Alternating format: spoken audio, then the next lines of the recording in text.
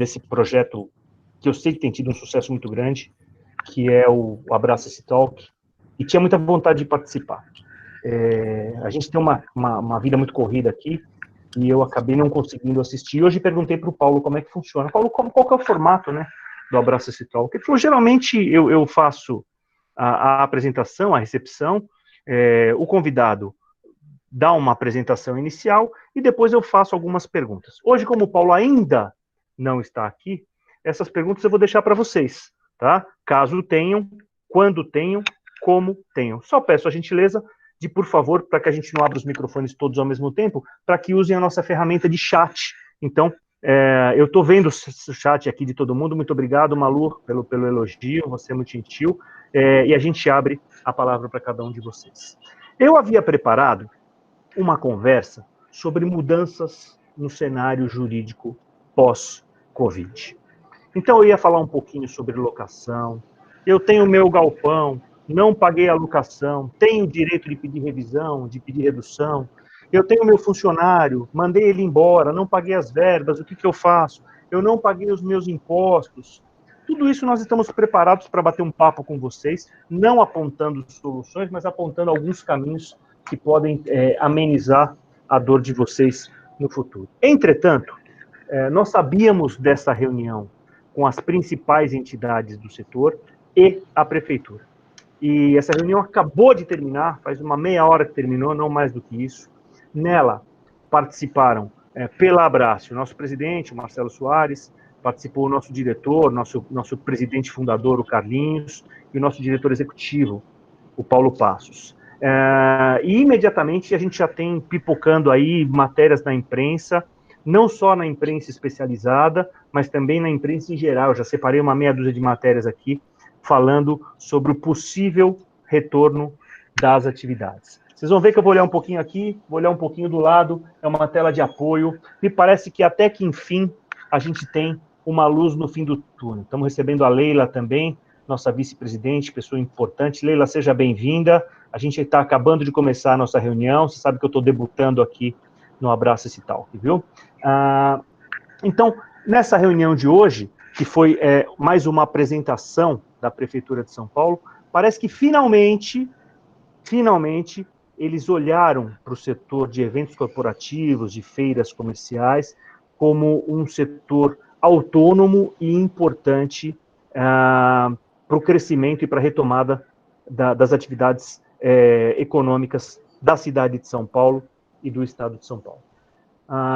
Ao que me parece, a Prefeitura de São Paulo sinalizou com um decreto imediato, pós o estado de São Paulo transformar a cidade de São Paulo em zona verde. Hoje nós estamos aí na faixa amarela e me parece, se tudo correr bem, se nós não tivermos uma alteração significativa nos casos de morte e de internação por Covid até o próximo dia 9 de outubro, portanto, temos aí 15 dias de torcida forte com relação a isso, teremos aí uma resolução por parte do governo do estado de São Paulo, mudando a cidade de São Paulo do amarelo para o verde.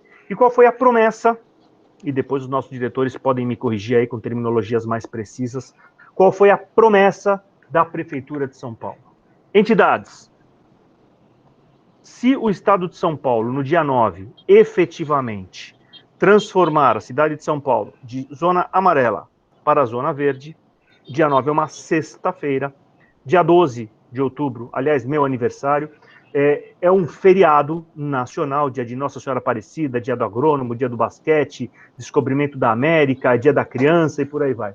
No dia 13 de outubro, que é uma terça-feira, a Prefeitura de São Paulo solta um decreto tornando público este protocolo, cujo resumo eu tenho aqui na minha frente. Este decreto autorizaria o retorno das feiras de eventos e dos eventos até 600 pessoas na cidade de São Paulo. Para isso, será obedecido um protocolo que nada mais é do que uma cópia com pequenas alterações numéricas dos protocolos que foram entregues pelas nossas entidades, pela Abrace, pela AMPRO, pela UBRAF, pelo Sindiprom. É um protocolo com pouquíssimas alterações daquilo que nós propusemos à Municipalidade de São Paulo, com as regras para retorno dessa atividade. Eu quero dar as boas-vindas àqueles que estão entrando agora. A gente sabe que tem muita gente entrando também. Para quem não me conhece, eu sou Alessandro Ragazzi, diretor jurídico da Abrace,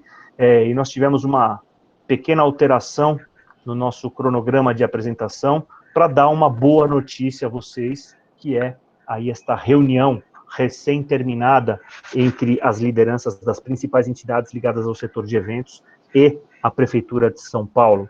Resumidamente, se o Estado de São Paulo transformar a cidade de São Paulo para a Zona Verde, dia 9 de outubro, há uma promessa do prefeito de que no dia 13, na terça-feira, ele publica um decreto com o protocolo que eu tenho aqui e que eu mando o PDF para vocês, para quem não tem, com os requisitos para abertura do setor de eventos. Há algumas condições para a reabertura desse evento, e eu vou passar, eu acabei de fazer uma leitura delas, eu ainda não decorei, por óbvio, tá? Eu vou fazer uma leitura muito resumida, só para a gente entender como é que vai ser.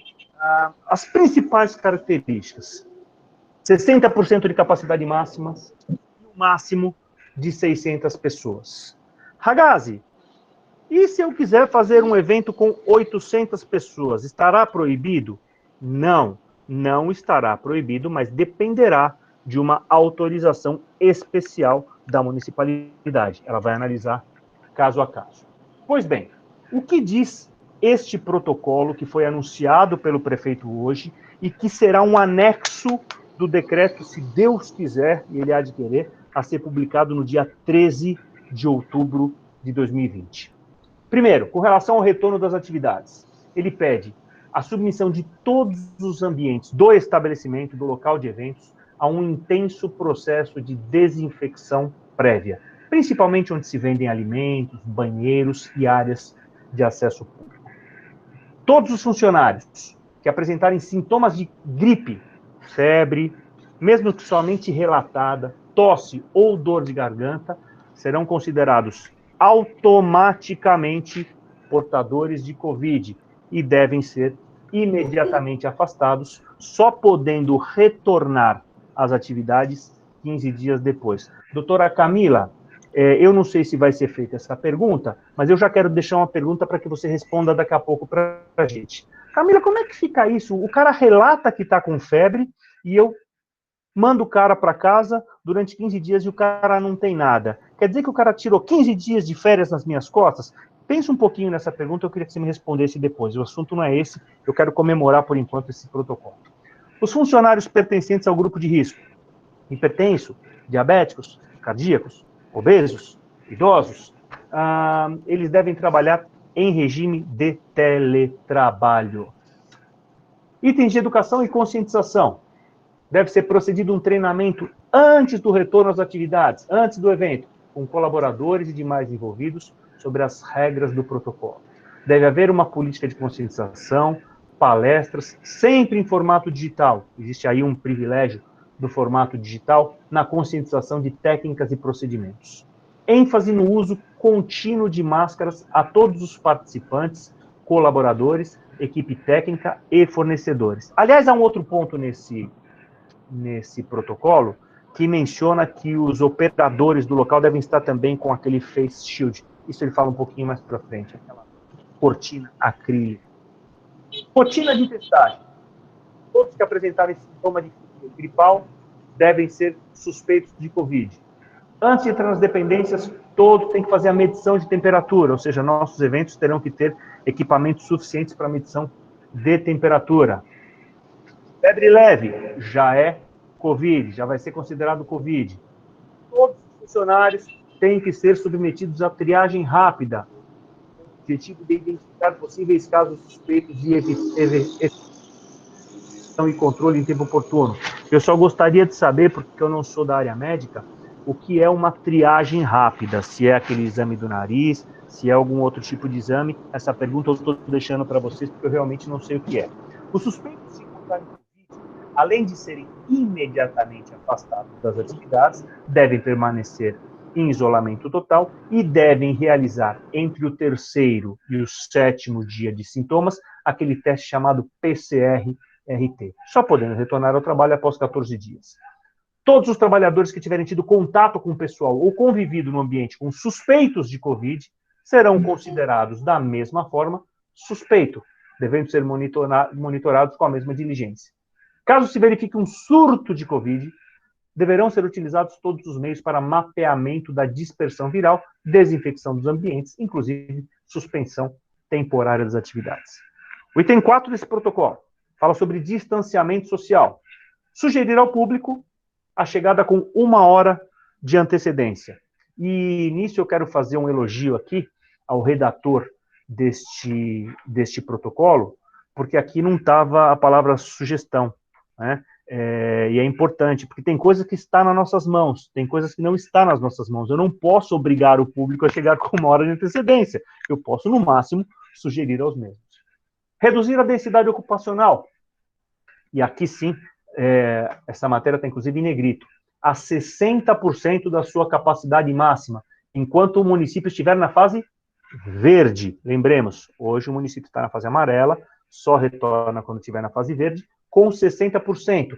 E quando o município passar para a fase azul, que esse demora, minha gente, esse vai ser só em 2021, quando a vacina já tiver sido dada para um percentual elevado da população, aí você pode fazer eventos com capacidade maior do que 60%.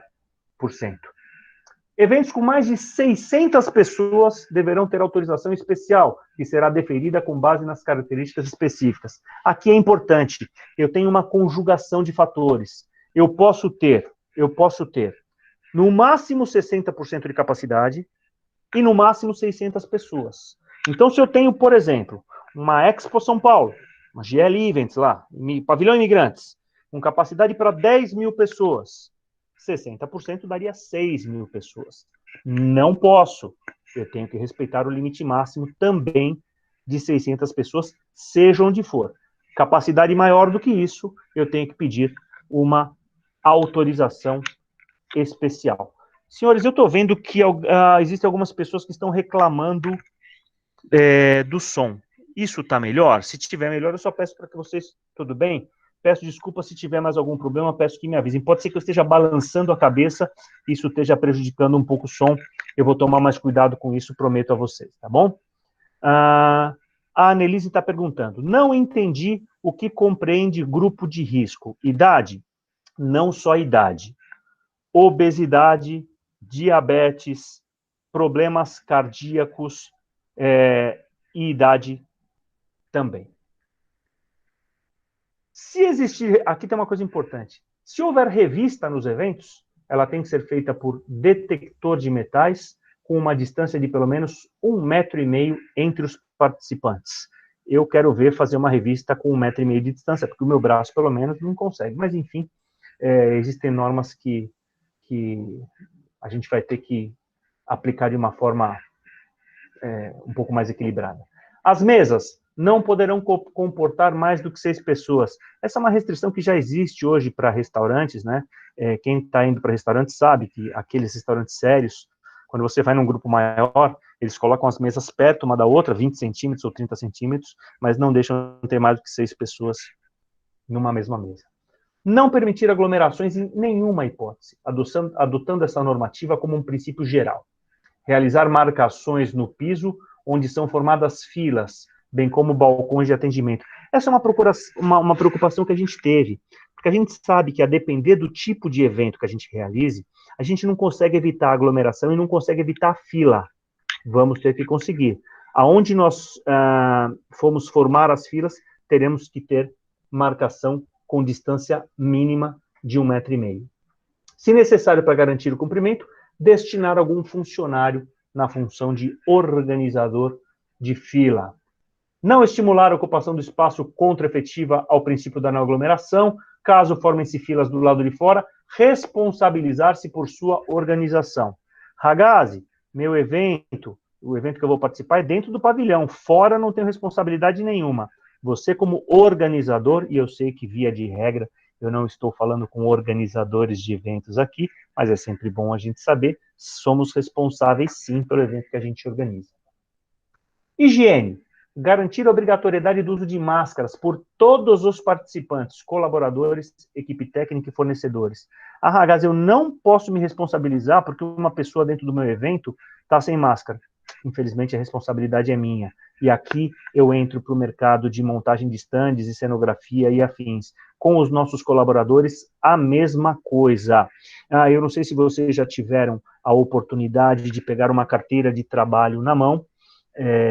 Quando pegam essa carteira de trabalho e abrem a carteira, eu não sei nas novas, mas nas velhas, quando você abre, tem lá uma norma dizendo que compete ao empregador cumprir e fazer cumprir as regras de higiene, saúde, proteção e as regras trabalhistas, tá?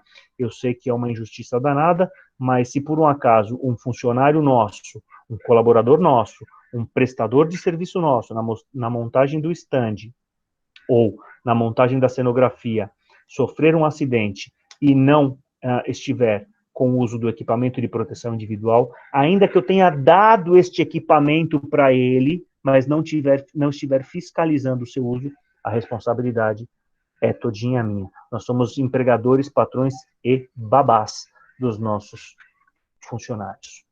O estabelecimento tem que fornecer máscaras suficientes aos seus colaboradores e também aos usuários do evento para quem não tenha, ok? Aí eu tenho que ter uma escolha. Se eu quiser deixar o cara entrar e o cara não tiver máscara, eu tenho que fornecer máscara para ele. Ou eu digo, não vai entrar.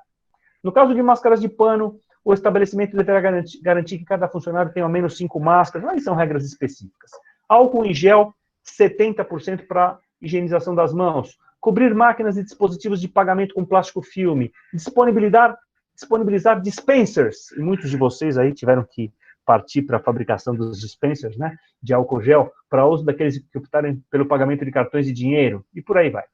Sanitização de ambientes, orientação aos visitantes, orientação aos colaboradores, garantir a obrigatoriedade do uso de viseiras de acrílico pelos funcionários, quando determinado por este protocolo, fornecendo-lhes material de proteção. Assegurar que máscaras, luvas, equipamentos nunca serão compartilhados entre os colaboradores. Horários alternativos de funcionamento. Isso é muito importante. Eventos, pelo menos, por enquanto, a partir da autorização, podem ter, no máximo, 6 horas de duração por dia. Então, não tem mais aquele negócio de feira da meio-dia às 8. É da meio-dia às 6, ou das 2 às 8, ou assim sucessivamente. No máximo, 6 horas de funcionamento. Apoio a colaboradores que tenham dependentes incapazes, crianças em creches, e protocolo de fiscalização e monitoramento do próprio setor, autotutela. A entidade representativa do setor deverá informar a todos os seus representados sobre os protocolos a serem seguidos e apoiar sua implementação. Deve ainda manter comunicação contínua com seus associados, esclarecendo dúvidas e estimulando a continuidade das medidas enquanto durar a pandemia. Aí vai uma obrigação para nós da Abrace, nós já vamos começar a fazer isso, embora essa seja uma minuta de protocolo, ninguém pode garantir que estes termos estarão necessariamente no decreto do dia 13. Aliás, a gente não pode garantir ainda que teremos decreto no dia 13. Nós temos uma promessa verbal do prefeito, gravada, inclusive, pelos nossos diretores, está gravada no celular, né? Eu não sei se vale de muita coisa a promessa de político, mas, enfim, o que foi dito? Que se dia 9 de outubro o governo do estado passar a cidade de São Paulo para a fase verde, no dia 13 de outubro sai um decreto autorizando a retomada dos eventos com este protocolo que está aqui e que nós vamos passar para vocês. O que a Abrace vai fazer? Manter acompanhamento diário sobre eventuais alterações neste protocolo, e assim que passar a vigorar, nós faremos a divulgação contínua também dessas regras, para que a gente possa retomar os nossos eventos. Nós sabemos que, via de regra, nós não somos os organizadores do evento, embora tenhamos uma função primordial na consecução do evento. Essas regras, evidentemente, elas vão valer a partir do momento que os nossos organizadores preparem os eventos para que a gente participe, mas é importante também a gente estar de olho. Deixa eu ver se tem pergunta, por favor. Grupo de risco, ok. A Annelise falando, fiquei sem equipe, muita gente ficou.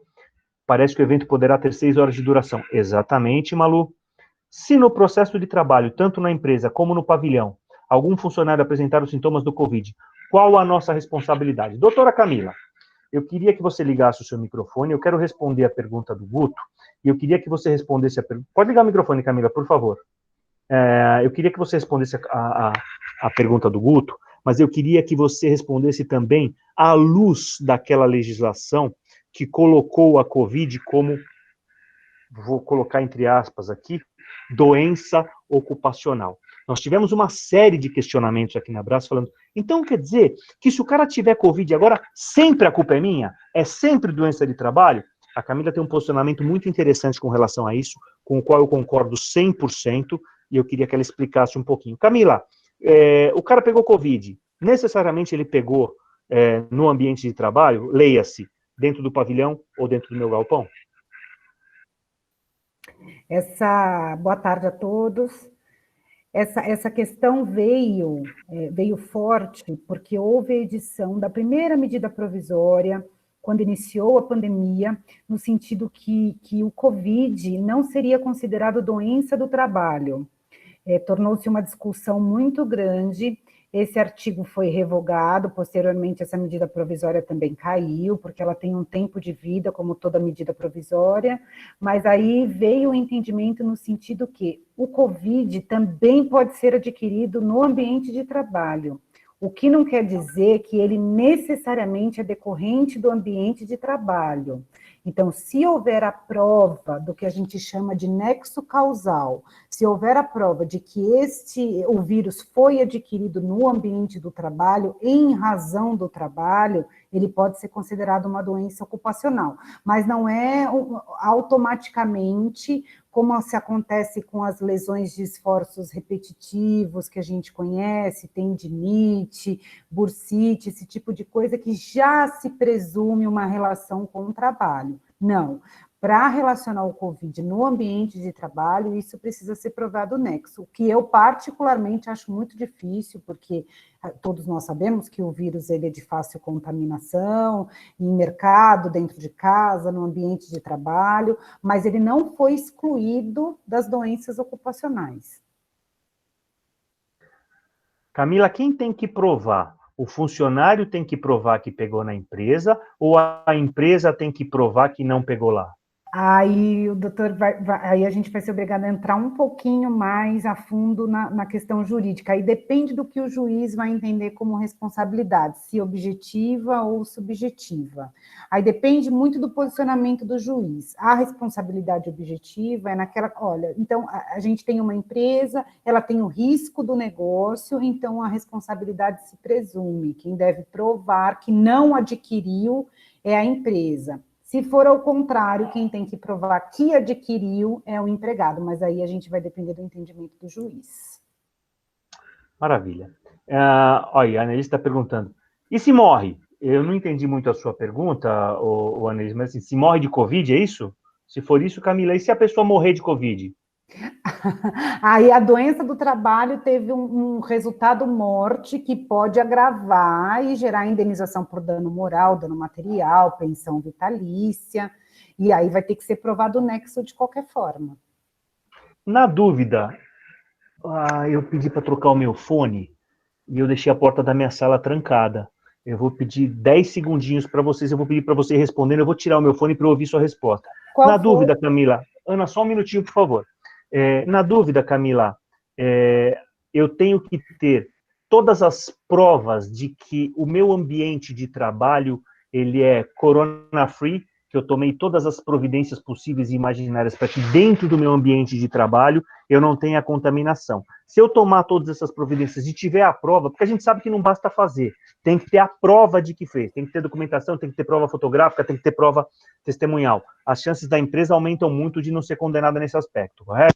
Certamente. A ideia é manter o ambiente de trabalho com todas as medidas protetivas recomendadas pelos órgãos de saúde, até pelo próprio Ministério Público do Trabalho, também lançou recomendações, disponibilização de álcool gel, ambiente limpo, disponibilização de máscaras descartáveis, para que se mostre efetivamente, num eventual ajuizamento de reclamação trabalhista, que a empresa tomou todas as medidas e que é pouco provável que esse vírus tenha sido adquirido na empresa. Home office, teletrabalho, distanciamento, mesas de trabalho distanciadas. Então, é muito importante que a empresa mantenha todas as recomendações com relação a higiene, a não aglomeração, para a gente conseguir que não seja aprovado esse nexo.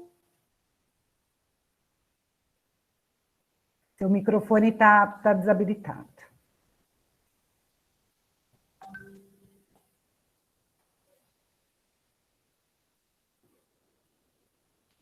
Vocês me escutam? Tudo bem? Tudo. Maravilha. Eu queria saber se alguém tem alguma pergunta, algum comentário a fazer sobre isso. Particularmente, eu entendo que saímos do zero, entendo que até que, enfim, e já não era sem tempo, né? Estava difícil de acreditar como o nosso setor estava sendo absolutamente... Era como se nós não existíssemos, né?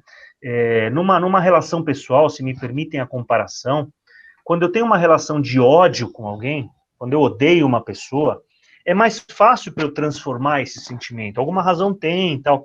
Era um pouco pior, era uma relação de esquecimento, de invisibilidade, como se eu pegasse todo o mundo corporativo, toda a cadeia de negócios, pensasse que algumas vão começar agora, outras vão começar depois, ok, e o setor de eventos é como se ele não existisse, e o mundo gira sem o setor de eventos.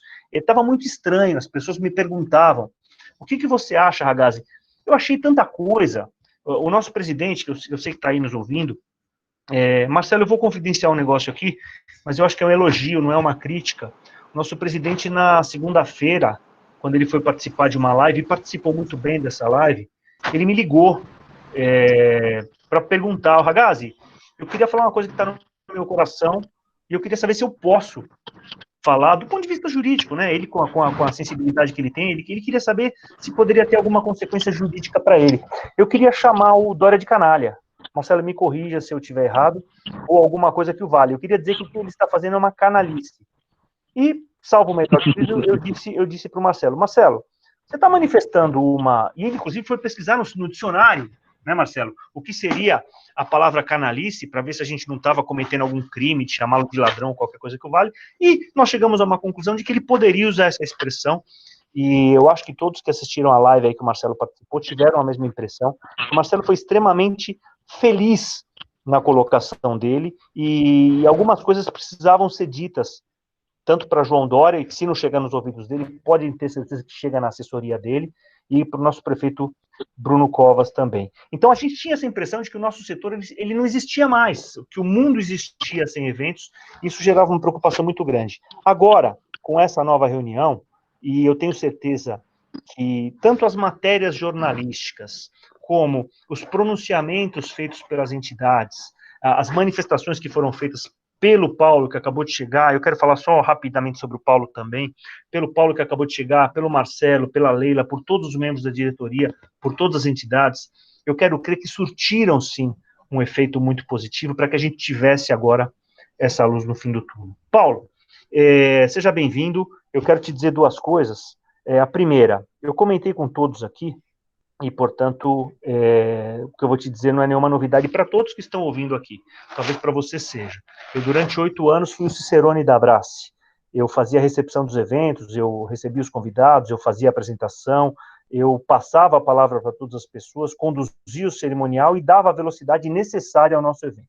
Com a sua chegada à entidade, você foi uma muleta top de linha, você foi uma muleta Ferrari para mim, porque eu percebi que você faz isso de uma forma muito melhor, muito mais equilibrada e muito mais natural do que eu, e você naturalmente passou a ser esse Cicerone da entidade. Quando você disse, eu não posso participar ou eu chegarei atrasado, eu confesso que depois de 8 anos foi a primeira vez que eu senti um frio na barriga. Eu falei, como é que eu vou receber 27 pessoas, estamos em 27 pessoas hoje nessa conversa, sem o Paulo para dar a velocidade e o apoio necessário? Então, seja bem-vindo mais uma vez, e eu tomei a sua parte aqui para falar um pouquinho do resultado da reunião de vocês, tomei a liberdade de passar o protocolo, o resumo do protocolo para os nossos associados e de dar a minha opinião.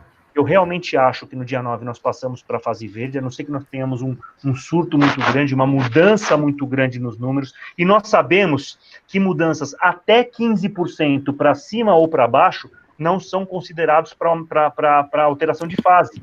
Ou seja, se eu tiver um aumento de até 15% ou uma redução de até 15%, isso não vai alterar o que já está na cabeça dos governantes. Então, provavelmente, dia 9 de outubro eu passe para a fase verde, dia 13 de outubro eu tenho um decreto com esse protocolo pendurado. Eu acho que é uma luz no fim do túnel para todo mundo. Eu só queria as tuas considerações sobre esse grande passo que nós demos aí. Boa tarde a todos. Estão me ouvindo? Não sei se o som está ouvindo. Então, ok. Obrigado pelas palavras, Agaza. Boa tarde a todos. Eu venho falar com o advogado, até vou ter gravata, né? O advogado que está fazendo hoje a live, a gente tem que estar à altura. É um protocolo. Falar com o advogado tem que estar de gravata. Bom, então, vamos lá. Tivemos hoje lá na prefeitura, eu acho que hoje foi o final da primeira parte da história de um trabalho que vem sendo feito por diversas entidades, e a Abrace é um dos grandes protagonistas desse processo, desde o dia da primeira reunião, quando estourou a pandemia. Então, como voltar? Porque é tudo muito bonito, tudo muito lindo, mas a gente precisa trabalhar. O que a gente precisa é trabalhar. Então, tivemos hoje lá, o Marcelo, que aqui está, assinou o protocolo, nós tivemos ali assinado pela UBRAF, pela AMPRO, pela BEOC e pela Abrace. São os protocolos principais do nosso setor que foram assinados por nós, né? Então, primeiro, parabéns aos associados, porque no momento que nós assinamos lá um protocolo, nós estamos assinando por nome de vocês. Então, são os associados que trabalharam e que permitiram que a gente estivesse nesse momento assinando esse protocolo. É o ideal? É o maravilhoso? É o momento certo? Não, não é. Eu tenho certeza disso, tá?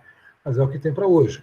E como o próprio Marcelo, agora, quando a gente estava saindo da prefeitura, comentou, com muita competência, nenhum lugar do mundo voltou. Assim, a queda foi assim, de um dia para o outro. A volta é gradual. Então, por mais que a esperança que a gente tenha lá dentro, né, o desejo ou a necessidade até de, poxa, eu quero sair vendendo tudo, eu quero todas as feiras liberadas no mesmo dia, nenhum lugar do mundo voltou assim. Então, nós tivemos já o primeiro retorno. O que é esse retorno que o Ragazzi deve ter comentado com vocês aí? Nós temos, então, a partir do dia 9, o prefeito, eu gravei, inclusive, a fala do prefeito, e a gente tem acompanhado isso. O São Paulo está indo muito bem no que tange a pandemia. Eu não vejo como a gente não passar da fase verde, como o Ragazzi comentou, acho que 10, 12, enfim, nessa data aí. Pelo que vem acontecendo até agora. A gente tinha muito medo da história do feriado de 7 de setembro, já aconteceu, já foi, já passou, e a cidade de São Paulo está muito, mas muito bem, e o prefeito ele frisou isso veementemente. Então, vamos lá. Dia 10, nós entramos na fase verde. Primeira boa notícia, a história do copo meio cheio e meio vazio. Então, vamos olhar o copo meio cheio? Primeira boa notícia. Congressos, convenções, seminários, qualquer outro tipo de evento, até 600 pessoas. Eu vou falar por hora, mas 600 pessoas, até tinha perguntado isso para o Ragazzi, 600 pessoas naquele momento, dentro daquele espaço, ou que tem a limitação, acho que, se não me engano, é 60 ou 70, me corrija, por favor, aí, Ragazzi, a limitação de espaço. 60%. 60%. Podem já acontecer no momento em que o governo do Estado passa a verde e que vai passar. Então, nem alvará para você pedir isso, você vai, salvo, óbvio que o local precisa ter alvará para isso, né? Mas nem alvará especial, como estava sendo pedido até então, vai ser solicitado. Aquela história do evento sentado, evento em pé, essa loucura que o governo do Estado de São Paulo fez, acabou. A Prefeitura de São Paulo não comprou essa nomenclatura errada, né, do ponto de vista acadêmico ou técnico. Então, bacana. Então, a partir do dia 10, 12, enfim, a gente volta a trabalhar oficialmente na cidade de São Paulo, que não é melhor nem pior do que nenhuma outra cidade, mas apenas é o maior mercado para o nosso setor no Brasil. A gente Paulo, pode voltar... Oi. Posso fazer uma pergunta para você? Em direito, a gente diz o seguinte, que uma norma só revoga a outra quando expressamente ela assim o diga, fica revogada a norma anterior, ou quando, ou quando em relação à norma anterior, for completa ou parcialmente incompatível. Ok? Se uma norma posterior não for incompatível a uma norma anterior e expressamente não a revogá-la, a norma anterior permanece. Quando eu olho só o protocolo, eu não estou vendo o decreto. Aliás, não tem decreto, é evidente, por isso que eu não estou vendo. Sim. Quando eu olho só o protocolo, ele não se refere àquela legislação que exige uma autorização especial para funcionamento dos eventos. Ele não falou expressamente, fica revogada aquela norma, tal, tal, tal. E também não tratou expressamente dizendo assim, os eventos até 600 pessoas não precisarão de autorização. É claro que ele fala, num determinado ponto, que eventos acima de 600 pessoas necessitarão de uma autorização especial. Isso aí. O que foi falado pelo prefeito com relação a isso? Significa que acima de 600 eu preciso, abaixo eu não preciso mais? Isso aí. O prefeito foi claro nesse sentido? Foi claro nesse sentido. Agora a gente precisa transformar isso em lei. Agora, uma coisa é a fala do prefeito, outra coisa é como é que você transforma isso em lei. Ele foi claro, até 600 pessoas, ok, você pode fazer o seu evento. Importante, o local precisa ter alvará. Não é, ou seja, não é vamos fazer em qualquer lugar, não. Você precisa estar embaixo de um guarda. Isso é normal, aí é a lei brasileira, a lei da cidade de São Paulo, que sempre existiu. Então você vai no Center Norte, você vai na Transamérica, você vai no São Paulo Expo, você vai no Frecaneca, não importa. Você vai no hotel como o WTC, você tem o alvará do local. Então você precisa estar coberto pelo alvará do local. Senão você não virou festa. Você precisa estar coberto. Agora, o que estava acontecendo é o seguinte, você precisava ter... foi cancelado lá em março, se não me engano, foi cancelado qualquer tipo de evento. Ele foi cancelado. Todos os alvarás que tinham sido, inclusive, emitidos, foram revogados. Bacana. Então, nós já temos agora, primeiro, as normas para você dar entrada na Covisa aqui em São Paulo, que são as classificações de risco.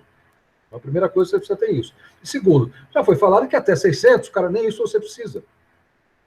Para começar, você nem precisa até 600 pessoas. Você pode pegar e fazer o evento. Óbvio, é necessário que nos próximos dias, como o Ragazzi colocou muito bem, a fala do prefeito seja transformada em lei, etc. Aí tem toda a parte de procedimentos legais que nós estaremos, através do nosso departamento jurídico, que é o Ragazzi, né, acompanhando para que a gente possa estar dando guarnição para esse trabalho que o prefeito está fazendo.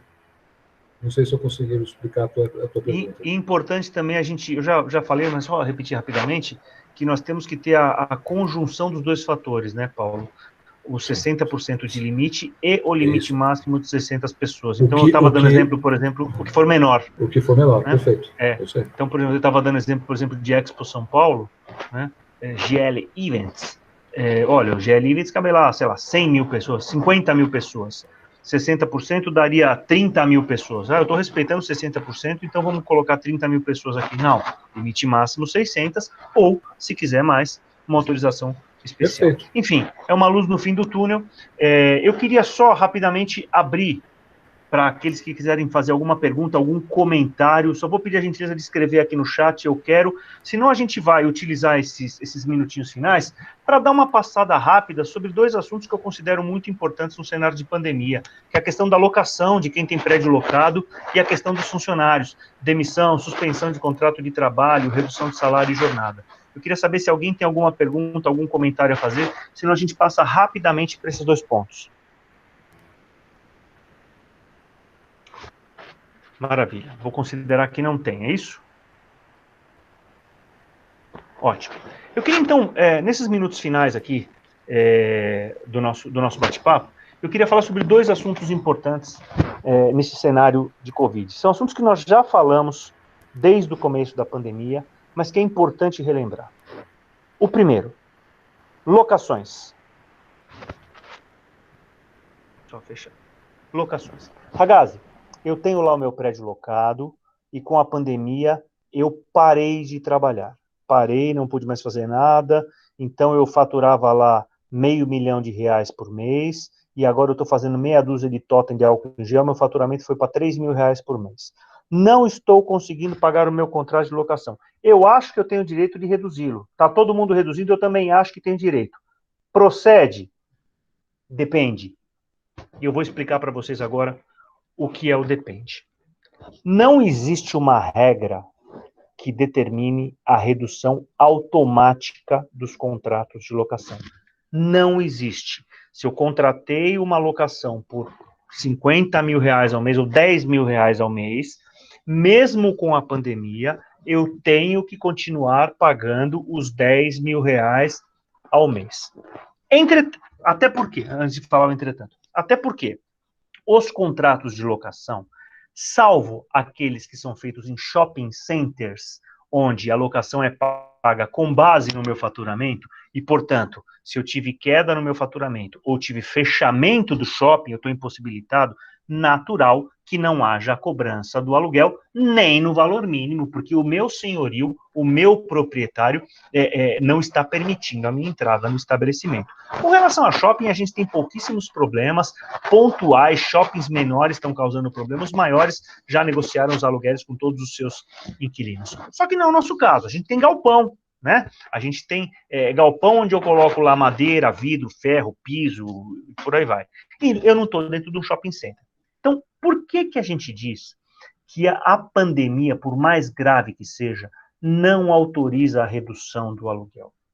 Porque o contrato de aluguel, ele tem como base o uso de um imóvel e não o exercício de uma atividade.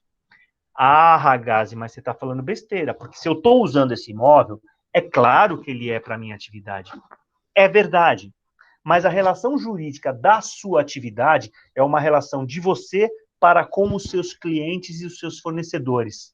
Para com o seu senhorio, é uma relação de uso da propriedade. Ele não se relaciona com o seu faturamento, ele não se relaciona com a sua atividade. Então, num primeiro momento, e é claro que eu vou ter um segundo momento, num primeiro momento, eu não estou autorizado a impor ao meu senhorio uma redução no meu contrato de aluguel. Entretanto, eu tenho que analisar 2 pontos específicos desta relação jurídica. A primeira, é o que consta lá no artigo, salvo o melhor juízo, no artigo 393, doutor Henrique está aí também, é nosso especialista em legislação civil, doutor Maurício também, mas salvo o melhor juízo, o artigo 393 do Código Civil, que diz que o devedor não responde pelos encargos da dívida nos casos de força maior. Esse é um artigo que é mal interpretado e que quer dizer basicamente o seguinte: quando eu tenho um evento de força maior, aquilo que eu não dei vontade, antigamente na minha época de faculdade, evento de força maior era só evento da natureza, terremoto, maremoto, vulcões, furacões e por aí vai. Uma pandemia também é considerado um caso de força maior porque é um evento da natureza, mexe com a saúde da humanidade. Nesses casos, via de regra, eu não respondo pelos consectários, pelas multas, pelos castigos decorrentes do inadimplemento, mas não pelo valor do principal e sua correção monetária.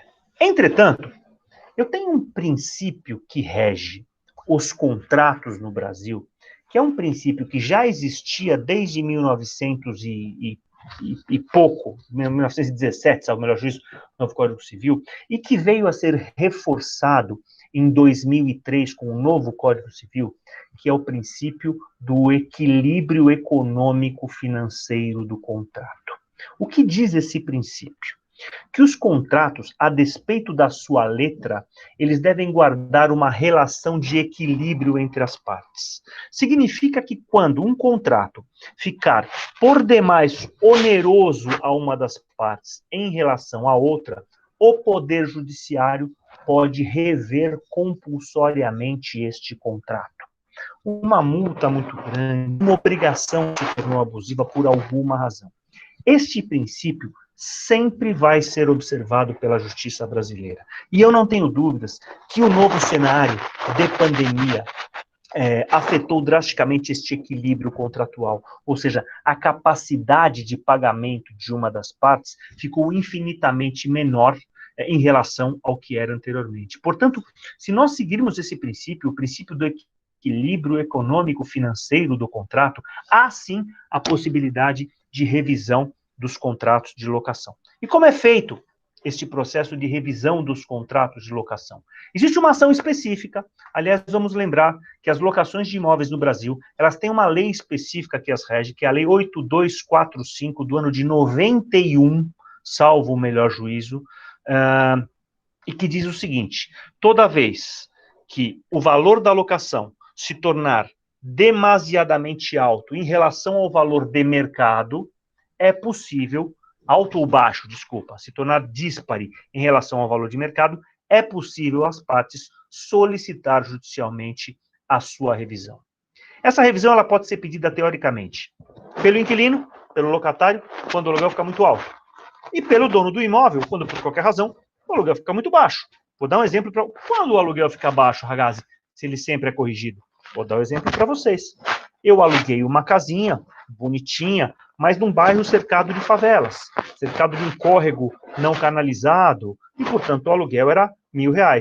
Neste mesmo bairro, anos depois, foi construída uma estação de metrô, um hospital, uma escola, as vias foram asfaltadas, a vizinhança ficou mais nobre, foi mudado o zoneamento. Portanto, imóveis da mesma categoria que o meu, na mesma região, o aluguel, em vez de R$1.000, passou a valer R$5.000. Nesse caso, o proprietário do imóvel, ainda que o contrato esteja em vigor, ele pode pedir o aumento desta locação. Quando nós consideramos todos estes pontos, eu digo a vocês, é possível se intentar uma ação judicial, caso não haja acordo, para uma redução no valor do aluguel. Cuidados que nós devemos ter. O primeiro cuidado, a pandemia começou em março, comecinho de março, eu lembro que dia 13 de março, uma sexta-feira, foi decretada a quarentena no Brasil. Entrar com uma ação no dia 24 de setembro, pedindo redução dos aluguéis retroativos, me parece uma barbaridade. Existe um outro princípio em direito que diz que quem dorme, o direito não socorre. Portanto, deveria tê-lo feito lá atrás. É impossível que isso aconteça? Não é impossível, mas é difícil. E doravante? Doravante, eu tenho que demonstrar judicialmente este desequilíbrio contratual, com a perda do meu faturamento, mas não só com a perda do meu faturamento. Lembremos que a minha relação com o meu senhorio não é uma relação comercial de faturamento, ele não tem nada a ver com o meu faturamento. Mas lembrando que imóveis da região, imóveis similares, sofreram uma desvalorização no seu valor locativo. E isso é tranquilo da gente ver. O que mais a gente vê no Brasil, a gente acha que está começando uma retomada, mas a gente está na barrigada para baixo, né? É placa de aluga-se. Eu acho que todos vocês devem estar vendo isso em volta de suas vizinhanças. Nós somos bravos guerreiros que conseguimos aí, a duras penas, continuar nos nossos imóveis. Os nossos vizinhos saíram. Então, nesse aspecto, é possível uma revisão do valor da locação. Eu queria saber se alguém tem alguma pergunta sobre esse tema. Se não, para a gente finalizar, eu vou fazer 3 ou 4 perguntas para a doutora Camila na parte trabalhista. Paulão, diga lá. Liga seu microfone, por gentileza. Na realidade, eu tenho uma pergunta que não é sobre esse tema, mas eu queria aproveitar o momento para te perguntar, Ragazzi. Primeiro, fazer um comentário. Eu até hoje não sei, não cheguei a uma conclusão. O Ragazzi é um excelente advogado no horário comercial e um excelente músico no segundo horário, ou é o vice-versa, porque ele é muito bom nos dois. Caso vocês não saibam, o Ragazzi é um showman. Ele canta, toca guitarra, guitarra baixa. Aqui. Toca violão, toca guitarra, baixo, tá teclado, piano, tudo mal, mas toca tudo. Não, você faz, é muito bom o que você faz. Vamos lá, a pergunta que eu quero fazer é o seguinte. Ragazzi, outro dia me perguntaram o seguinte. Cara, nós passamos um ano inteiro, houve uma perda de faturamento violenta aí, a gente não pôde trabalhar, porque o governo não deixou a gente trabalhar. O governo proibiu a empresa trabalhar. Eu posso acionar o governo? Eu posso entrar com uma olha, perdas e ganhos, alguma coisa com o governo federal? E se posso, tenho chance de ganhar numa coisa dessa? Acho que perde. Acho que perde. Quando eu falo acho que perde, eu não gosto de ser o portador da desgraça, né? Eu sou mecanismo de obtenção de direitos, né?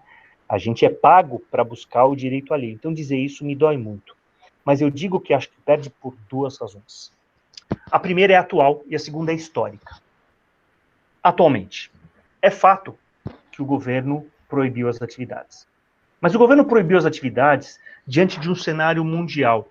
O governo não fez nada diferente, ou muito diferente, do que outros governos fizeram, obedecendo a protocolos similares. Vamos lembrar que esta proibição de atividades não é uma consideração de ilicitude ou algo que o valha. Não é uma reserva de mercado, ou seja, você particular não pode atuar, mas nós, governo, podemos atuar, como aconteceu há 15 anos atrás com a questão dos 15, 20 anos atrás com a questão dos bingos, por exemplo, e eu vou já falar sobre ela.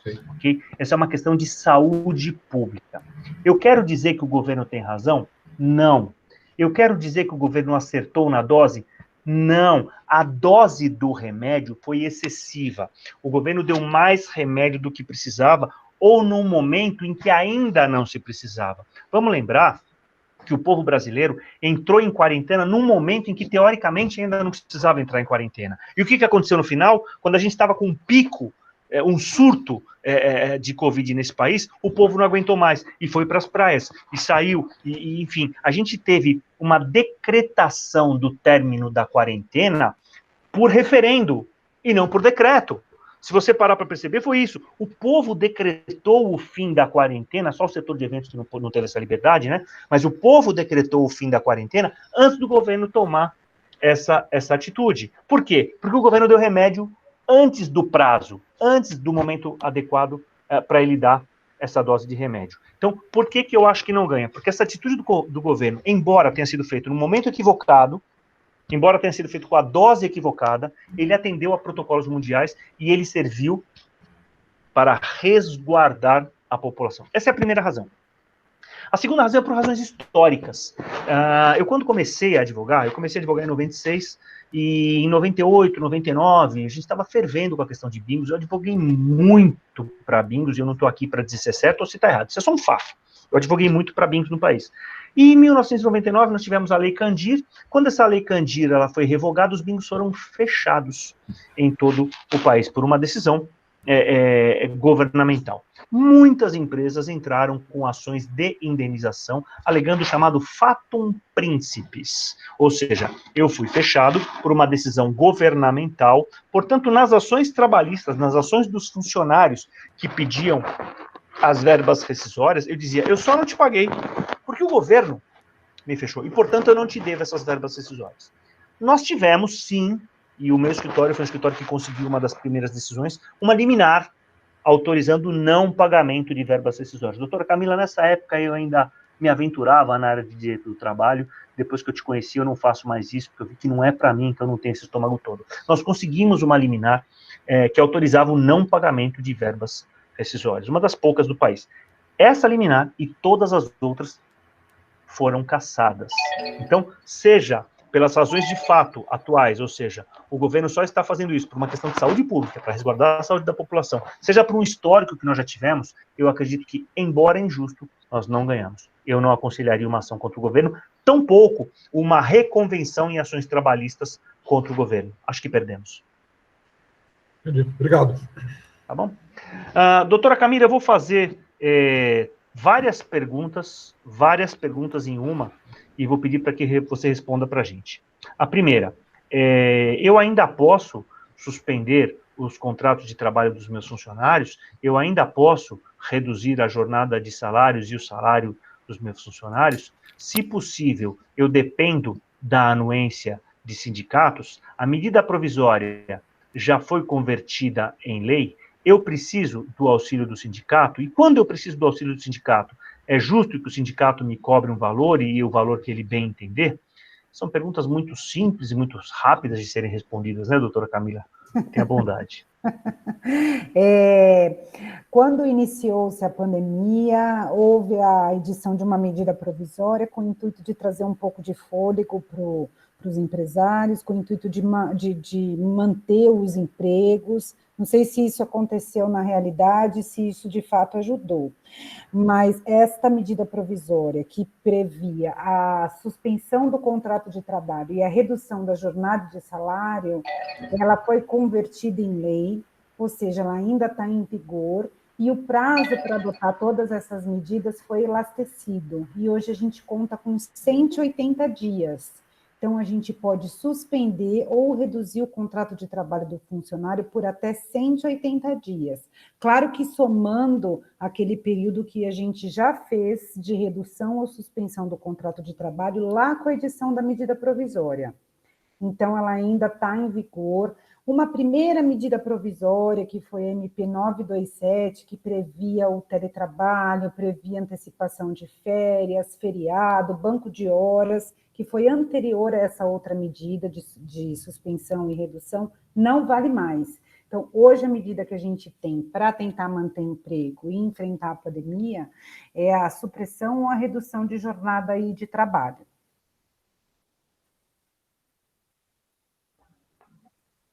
A suspensão de contratos não posso mais. Pode, a suspensão do contrato de trabalho ou a redução de jornada e de salário. Hoje a gente ainda Até quando eu posso suspender? Até o fim do estado de calamidade pública, que foi decretado até 31/12/2020. Continuam os mesmos benefícios governamentais, ou seja, se eu suspender, o cara recebe o que ele receberia em termos de seguro-desemprego? O decreto trouxe uma insegurança com relação a isso, e no futuro a gente não sabe se pode haver uma penalização do empregador, o que eu particularmente considero que não, mas os decretos de prorrogação do prazo trouxeram que o pagamento do benefício emergencial é chamado de benefício emergencial. Ele fica condicionado à disponibilidade orçamentária. Então, atualmente, a gente não sabe se o empregado vai receber o benefício emergencial se for suspenso ou reduzido o contrato de trabalho dele. A questão é, o empregador pode fazer isso e pode ficar com um encargo menor, a título de salário. No caso da suspensão, o contrato de trabalho fica suspenso e também não há pagamento pelo empregador. Eu recebi aqui, há um tempo atrás, Camila, e você sabe disso, a pergunta não é nova para você, a participação de 2 advogadas que atuam aí para associados nossos, talvez até os associados estejam aqui agora. E elas estavam reclamando muito sobre a dificuldade de atendimento no Sindeventos, né? Porque, para alguns casos, nós precisamos da participação do Sindeventos. Pergunto a você, em que casos a gente ainda precisa da participação do sindicato e se uma convenção coletiva emergencial supriria essa demanda? Vou dizer quais são os casos que a gente precisa necessariamente de negociação coletiva. Os demais casos, claro, observando os critérios da lei, redução de 25%, 50% ou 70% do salário da jornada, a gente não precisa de negociação sindical, que equivale a dizer que a gente pode fazer entre empresa e empregado, mediante um acordo por escrito, também não tem que ser tácito, não pode ser só verbal. Atualmente, a gente não precisa de sindicato se um empregado receber salário igual ou inferior a R$ 2.090 e a empresa tiver receita bruta superior no ano de 2019 a R$ 4.800.000. Aí é porque, eu vou esquecer um pouco a terminologia jurídica, doutora, aí é porque o funcionário é considerado coitadinho e a empresa é o gigante, portanto eu tenho um desequilíbrio mencionado como uma suposição legal, correto? Correto, exatamente. Também tem um outro critério, salário igual ou inferior a R$ 3.135, com receita bruta inferior a R$ 4.800.000. Ou aquele empregado que aí já não é mais considerado coitadinho pela legislação trabalhista, que ganha mais em torno de R$ 11.500, atualmente R$ 12.000, com um diploma superior. Aí porque ele é considerado um cara mais instruído e, portanto, eu não preciso do auxílio do sindicato, correto? Exatamente. Fora desses parâmetros, eu só consigo aplicar a redução da jornada de salário no percentual de 25%. Tá bom. O Carlinhos tá assistindo a gente aí? Aliás, tá num cenário bonito, hein? Tá com a minha blusa hoje, Carlinhos? Não, né? Não pegou emprestado, não, né? Tá. O Carlinhos, deixa pra lá, Carlinhos. Isso não vem ao caso aqui no nosso evento agora, mas qualquer dia eu vou colocar isso em público aqui. O furto da minha blusa que você fez. Ele tá aqui, eu já conversei com ele sobre isso. Você acha que uma convenção coletiva emergencial supriria esta necessidade dos acordos coletivos? A gente poderia ter uma convenção coletiva e aí todo mundo já faria isso de uma vez só? Isso seria possível? Camila? Desculpe, eu imaginei que a pergunta fosse por Carlinhos. Sim, é possível a gente fazer isso através de negociação do que é chamado acordo coletivo, que é entre a empresa e os empregados, então abrangeria somente empresas e empregados, ou é possível fazer uma negociação coletiva, onde o âmbito é de toda uma categoria? Tá bom. Paulo, eu ia te pedir uma gentileza, então, publicamente aqui, mas eu sei que você não foge da raia, né? Nós temos já uma minuta de uma convenção coletiva emergencial. Ela foi elaborada por alguns advogados, passou pelo nosso crivo, pela nossa análise, nós discutimos essa convenção coletiva e ela supriria essa necessidade de acordos coletivos, ou seja, de cada empresa ter que ir no sindicato e fazer a sua negociação individual. O que a gente precisa para isso? Vontade política. O nosso presidente, eu tenho liberdade, o Carlinhos é meu irmão, a gente sabe que ele tem essa vontade, o que a gente precisa agora é de um pouquinho mais de abertura dentro do Sindiventos. Então vamos deixar como lição de casa, a gente pode conversar sobre isso depois. Eu queria muito que a Abrace fomentasse esse tipo de conversa entre os sindicatos. A parte jurídica pode deixar que a gente trata entre os advogados, mas eu preciso da abertura da presidência do Sindiventos para a gente tentar fazer isso, que eu acho que ia ser de grande valia para todas as empresas, tá? Tá bom. Ragazzi, se tem uma lição que a gente acabou aprendendo, sabíamos na teoria, agora colocamos em prática, nesse período de pandemia, é que a união faz a força. Então, as empresas sozinhas, elas têm mais dificuldade quando elas estão dentro de uma associação. E as próprias associações, a gente tem que estar conversando, sim, com os sindicatos e as outras associações que trabalham dentro do setor de eventos. Então, eu acho que o caminho é esse mesmo. Pode deixar, a gente vai trabalhar juntos nisso. Deixamos como lição de casa. Pessoal, a gente separou 2 assuntos específicos aí, está aberto para toda e qualquer pergunta de vocês. Eu tenho só uma pergunta aqui da Ana Elise, falando, doutora Camila, mas ficou autorizada a suspensão até 31/12 ou no máximo 180 dias? O que é isso aí? Explica para mim. A gente pode fazer por 180 dias, desde que não ultrapasse o 31/12. Eu tenho os 2 limites, certo? A gente tem os então, dois se os 180 dias vigorarem até outubro, vale 180 dias. Se 180 dias terminarem em janeiro, eu preciso parar em 31 de dezembro. Exatamente. Maravilha. Eu tenho uma pergunta da Isabel agora, uma pergunta sobre a estabilidade depois da suspensão do contrato. Dando 6 meses de suspensão, o funcionário tem 6 meses de estabilidade. A gente sabe que é o mesmo prazo de suspensão e prazo de estabilidade. Os funcionários vão voltar em novembro, mas provavelmente não teremos trabalho. Espera um pouquinho, doutora Camila, não responde não, que acho que quem vai responder essa sou eu. Somos obrigados a permanecer com a estabilidade mesmo não tendo trabalho e nem faturamento? São. Infelizmente, sim. A legislação fala que o tempo que você der de suspensão, você tem que segurar o funcionário com estabilidade.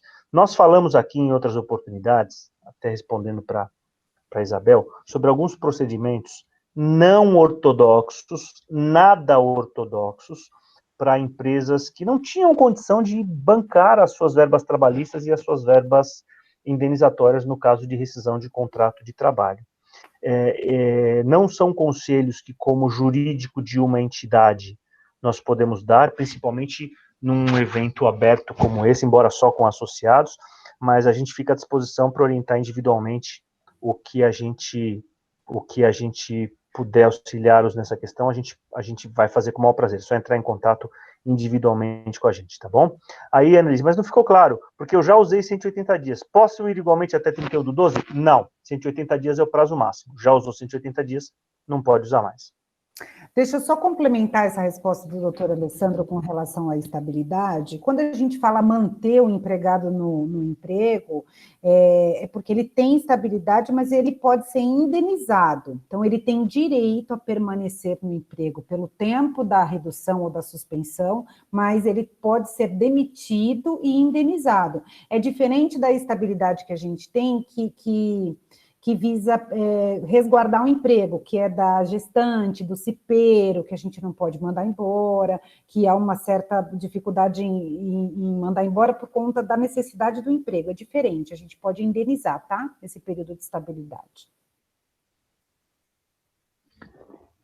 Perfeito. Perfeito. Carlinhos, diga lá, Carlinhos. Liga seu microfone, por gentileza. Ale, só para tirar uma dúvida que me surgiu agora, que honestamente eu não lembro, e talvez a turma aqui também tenha essa dúvida. Se você faz o primeiro processo de redução de salário ou suspensão de contrato por 90 dias, e você prorroga por mais 90 dias, para o funcionário ele tem estabilidade de 90 ou de 180, porque você fez 2 vezes? 180. É a soma dos períodos. Perfeito. Obrigado. Bom, meus amigos, eu quero agradecer a atenção de todos vocês. Eu vou passar a palavra para o nosso presidente, para o Marcelo também.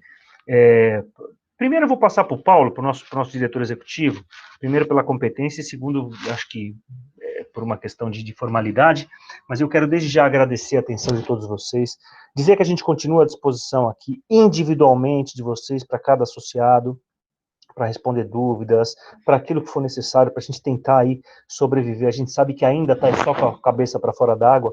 Aquilo que a gente puder fazer para amenizar um pouquinho essa dor de vocês, vai ser um grande prazer a gente poder ajudar. Quero passar pela ordem aí a palavra para o Paulo Passos, e em seguida para o nosso presidente, para o Marcelo Soares. Paulo, liga teu microfone e tens a palavra.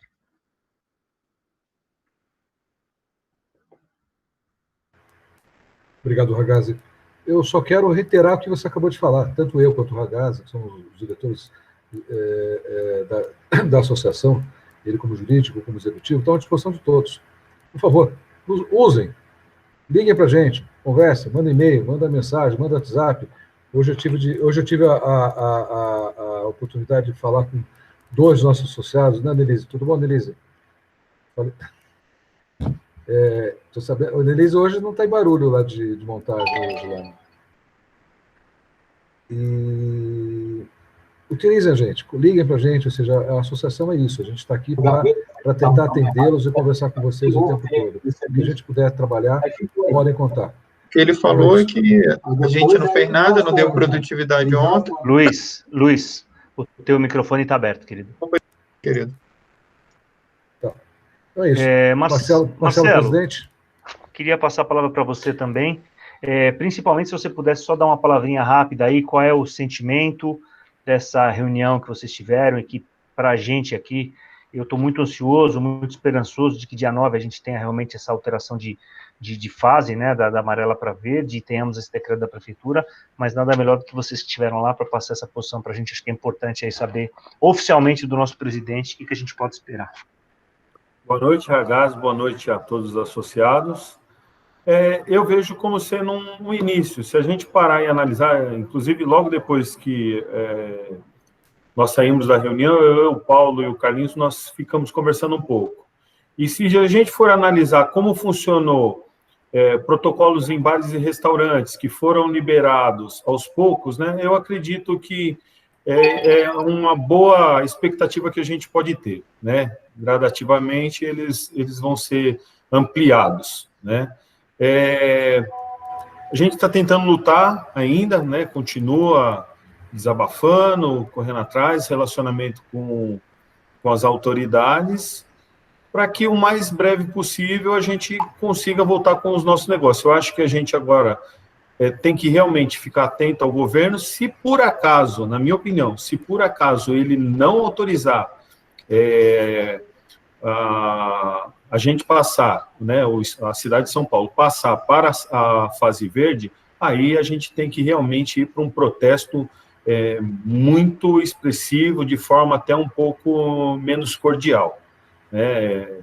Às vezes a gente acaba se segurando um pouco, sendo um pouco polido e trabalhando de forma mais política, mas tem hora que não dá mais, né? Até vem de encontro àquele meu posicionamento.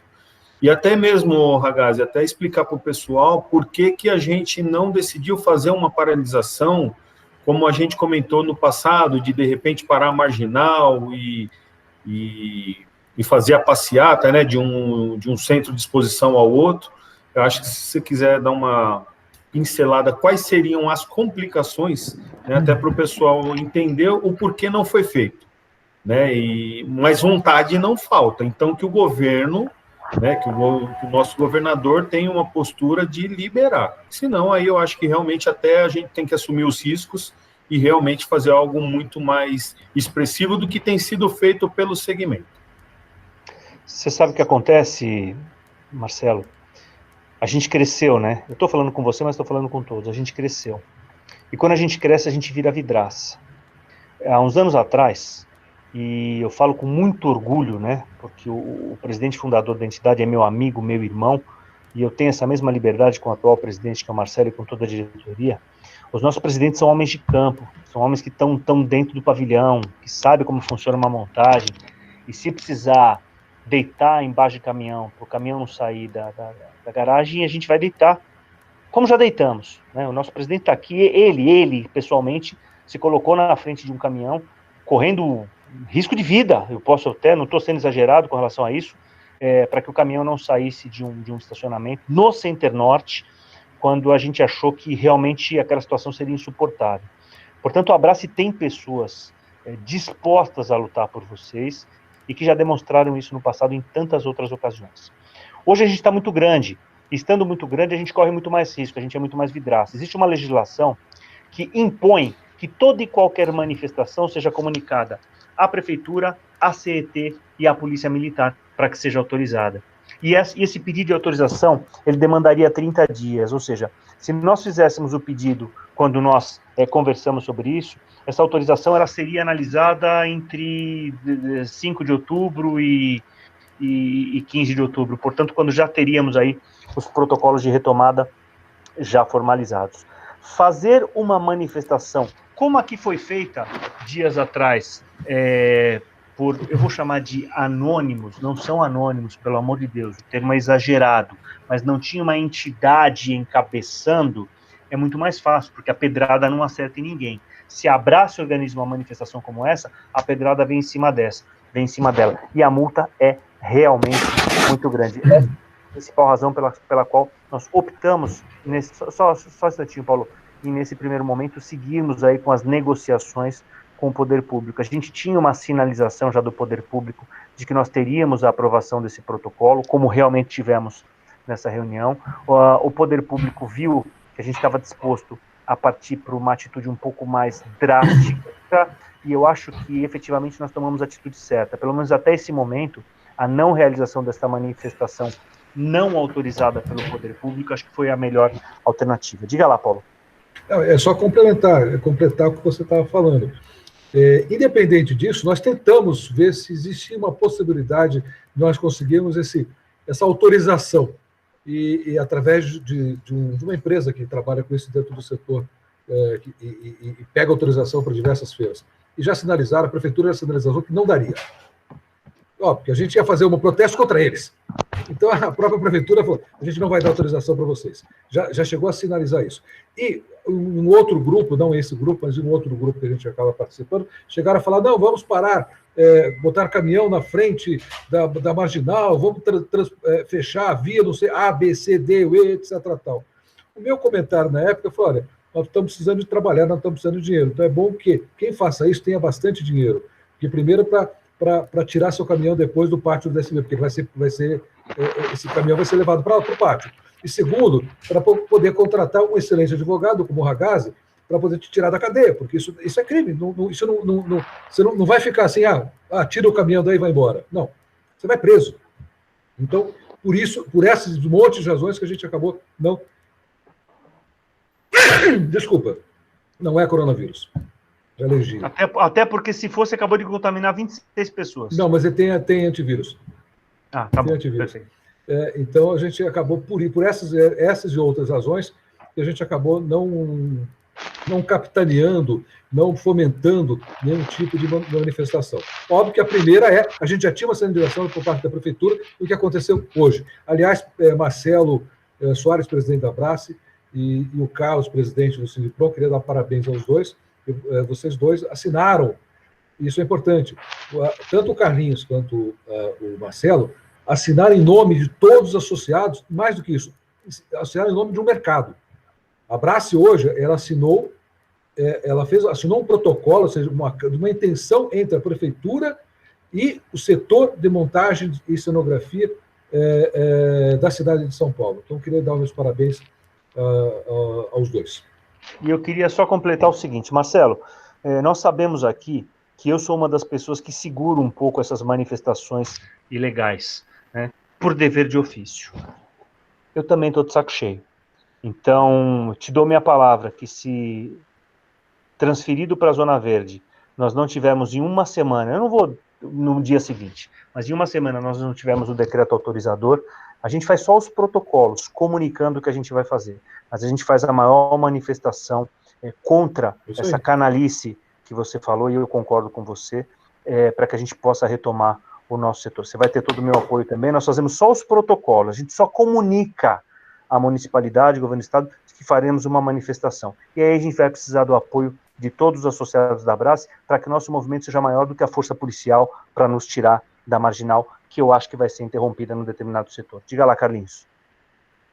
Ale, eu ia falar justamente isso, aproveitando esse gancho, tem todo esse processo, que acho que vai até 30 dias para conseguir o CET autorizar, a prefeitura autorizar, ou seja, os órgãos competentes autorizar essa passeata, vamos chamar assim. Uhum. Como nós estamos há praticamente 15 dias do dia 9, que seria o momento verde, vamos chamar assim, nós já não podemos antecipar e já entrar com esse pedido, caso isso não venha a ocorrer, nós já estamos no processo para não demorar tanto? Nós podemos, a gente só tem que lembrar duas coisas, Carlinhos. O primeiro, a autorização leva 30 dias, então se a gente desse entrada na segunda-feira, vamos imaginar, dia 25, dia 28, eu só poderia fazer uma manifestação dessa dia 28, particularmente acho muito tempo, eu acho que de 9 a dia 28 não dá para esperar. A segunda questão, eu só queria lembrar por que também que nós não entramos com esse pedido, que nós não havíamos fechado o circuito e local de concentração e dispersão, vocês se lembram disso? Agora, se por um acaso, dia 9 a gente não tiver esse decreto, vai ter que sair a forceps. A gente sai da rua paralela entre Center Norte e vamos até Expo Transamérica pela Marginal. E lá a gente faz a dispersão naquele volteio do Expo Transamérica. Mas sofrendo o risco da entidade tomar uma multa gigantesca. Sofrendo esse risco. Tá, e eventualmente a gente é multado. E aí, como é que faz? Tem que pagar multa. Tem que pagar multa. Tá. Carlinhos quer falar mais alguma coisa? Paulo quer falar mais alguma coisa? Marcelo quer falar mais alguma coisa? Não? Agora às 7 horas a gente vai ter lá a gente vai falar um pouco sobre a Ex Retomada no canal do Fórum Eventos, né, da revista do Portal Eventos. Hoje a gente vai estar falando sobre a Ex Retomada.